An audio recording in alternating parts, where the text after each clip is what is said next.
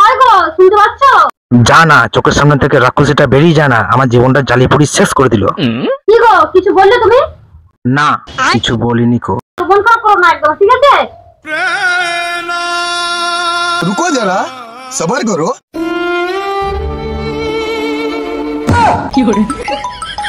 এই সময় আবার কে ফোন করলো?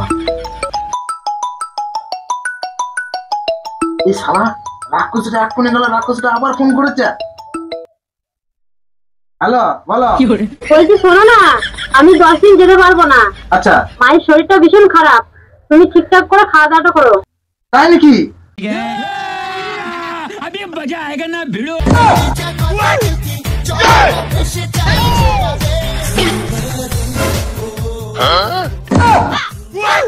কি ব্যাপার? তুমি যে ফোন করে আমায় বললে যে 10 দিন পর আসবো।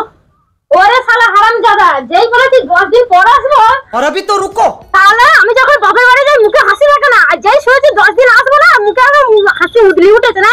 আয় তুই বাড়ি আছে, ছায়া বিলাতি পরেই না খাবো।